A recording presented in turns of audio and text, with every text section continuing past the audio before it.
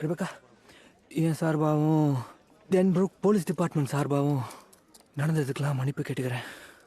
உன் டிபார்ட்மெண்ட்டில் வேறு யாராவது இருக்காங்களா என்ன? இல்லையே. அப்போ நான் மட்டும் வெரி சாரிங்க. தேங்க்ஸ்.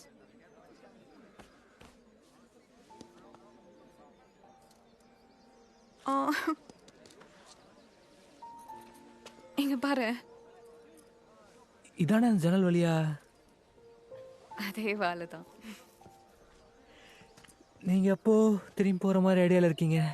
இப்போதான் ஜெயிலேருந்து ரிலீஸ் ஆயிருக்கேன். அதான் கொஞ்சம் யோசிச்சு சொல்கிறேன்.